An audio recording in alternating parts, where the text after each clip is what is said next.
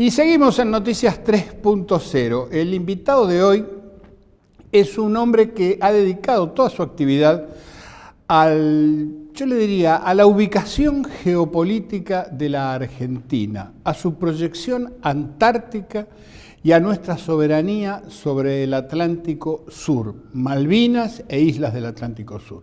Les quiero presentar a Mario Memoli. Bienvenido, Mario. Mariano. Perdón. No Mariano. importa. Mario es mi hermano, estoy muy acostumbrado. Toda la vida te he dicho Mariano y ahora cuando te Sí. presento te digo Mario. Mariano Memoli. Mariano Memoli ha sido, entre otras cosas, director nacional del Instituto Antártico. Correcto. O sea, el cargo presta confusiones, era director nacional del Antártico. El Instituto Antártico estaba debajo las funciones. O sea, hay una Dirección Nacional Antártica, Claro. dentro de la cual existe el Instituto Antártico. Correcto. Así sí. es. Y vos eras director nacional antártico. ¿Qué implica esa responsabilidad, Mariano? Es grande, es grande. En su momento se creó allá por el 1938 la Comisión Nacional del Antártico, Ajá. que Perón la reconstruye en el año 1946 y genera un espacio amplio para la geopolítica argentina. Eso después se destruye hasta que el general Leal crea la Dirección Nacional del Antártico.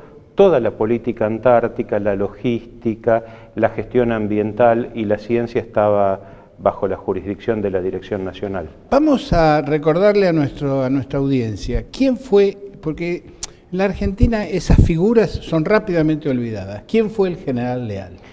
El general Leal fue uno de los militares sanmartinianos hechos y forjados como San Martín lo hubiera deseado. Salteño, nació en Rosario de la Frontera, en un hogar humilde, llega a ser general de caballería. El general Pujato, otro héroe antártico, muy recordado por todos nosotros por ser el fundador del Instituto Antártico Argentino. Hoy es un día especial. Claro. Leal es el primer argentino en llegar al Polo Sur por vía terrestre.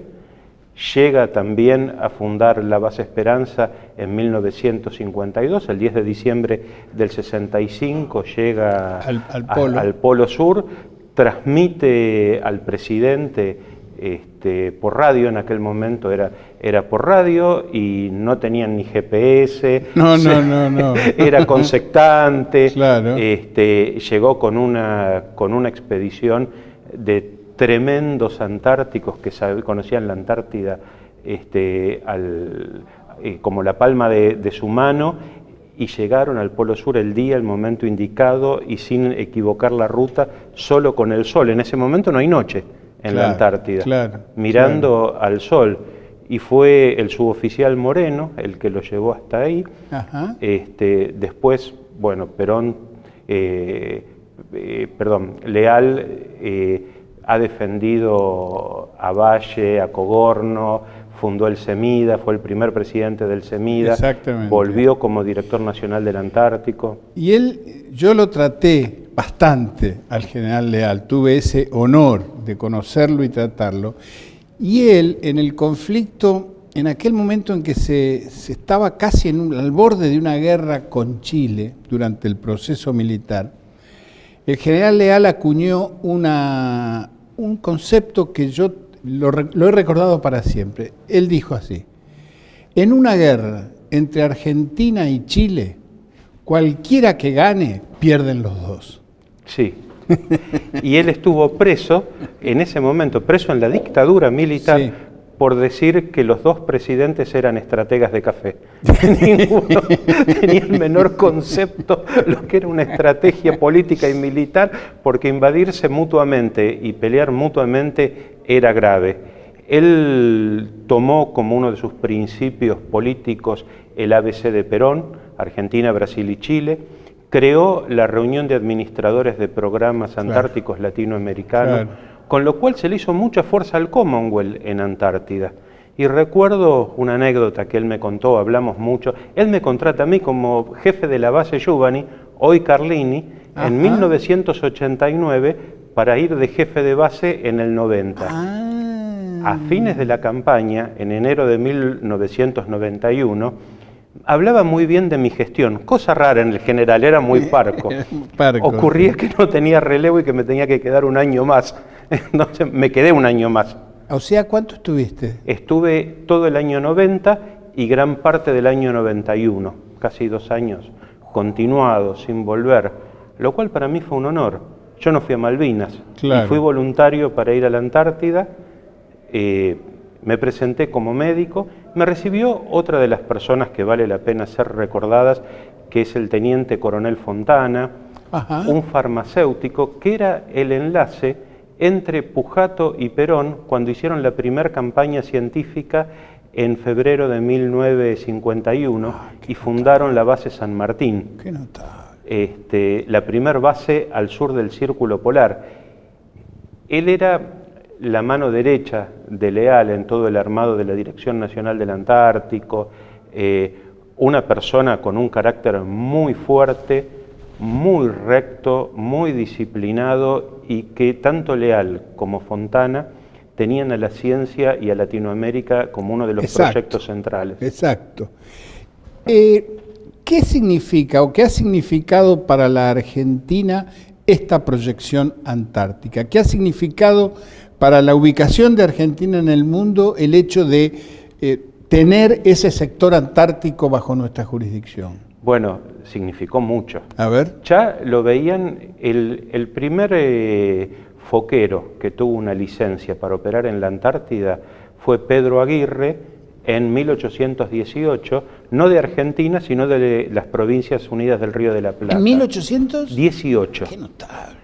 O sea, ahí empezó. No hay historia porque los foqueros que pescaban en las islas Shetland del Sur, claro, al sur del Círculo Polar Antártico, perdón, al sur del paralelo 60, en territorio antártico, algunos llegaron hasta el sur del Círculo Polar por tormentas, no han llegado de vuelta, pero no tenían derrotero. Llegaron al casquete de hielo, digamos. Llegaron al casquete de hielo, llegaron a la Shetland del Sur, y eso está inclusive porque un almirante norteamericano sigue a los foqueros argentinos y dice: ellos me guiaron a las islas antárticas al sur del paralelo 60 sur. Entonces ya los tenemos, eso es importante. Y para mí también otro personaje antártico, que es el perito Francisco Pascasio Moreno, es el que ve la Antártida cuando viene Otto Nordesklon a pedir ayuda al gobierno argentino, el gobierno de Roca en ese momento. Esa es la historia del alférez Sobral. Esa es la historia del alférez Sobral, que es el primer argentino en invernar en la Antártida, una de las primeras expediciones, y del capitán Julián Irízar, después almirante Irízar, que hace el primer rescate del mundo con todo éxito en 1903 en la Antártida, que rescata a todos los expedicionarios con la corbeta famosa, con la corbeta Uruguay, que es negada por los británicos, el Commonwealth, porque tienen como héroe a Shackleton, los británicos, claro, que se le hundió el barco. Claro. El barco. Después llegó en una lancha a las Islas Georgias del Sur. Claro. Es distinto.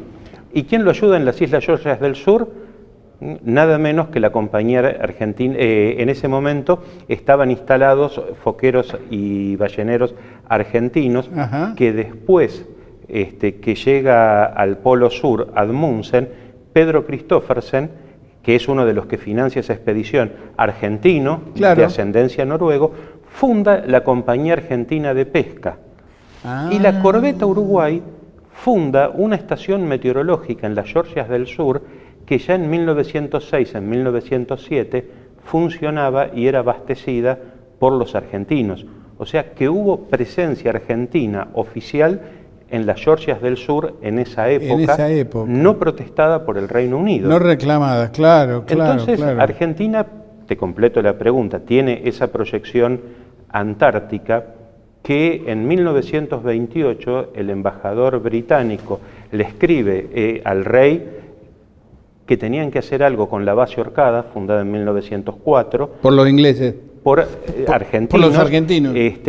que interrumpía la continuidad territorial, ellos consideran el mar territorio, claro, entre Falkland, que no lo voy a decir más Falkland, vamos a decir Malvinas, claro, con el territorio pretendido por los británicos. Y eso, a partir de ahí, es una molestia constante.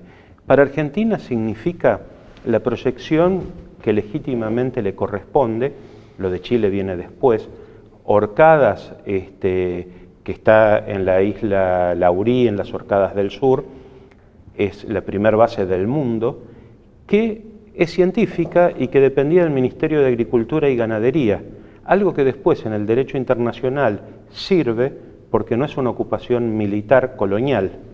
Exactamente. Está debidamente constituida dentro del ámbito civil y responde a una actividad científica. Claro. Vamos a ir a un corte, Mariano, pero antes de eso te quiero hacer una pregunta que me la respondas lo más breve posible. ¿Qué establece el Tratado Antártico? Consagra la Antártida como territorio destinado a la paz, a la ciencia y a la cooperación internacional. Ajá. ¿Y cómo se lo reparten aquellos países que tienen una proyección o una voluntad de presencia antártica? No se distribuye, no se comparte y se acordó no acordar sobre la soberanía. Ahí está. Hay un acuerdo de no tocar el tema soberanía. No, pero nada de lo hecho hasta el momento está en discusión, se discutirá después. Y lo que se haga durante el tratado tampoco sirve para reafirmar o denegar la soberanía de nadie. Vamos a ir a un corte ahora sí, y cuando volvemos vamos a ver un poco qué significa económicamente toda esta proyección antártica y del Atlántico Sur para la Argentina. Ya venimos en Noticias 3.0, no se vayan.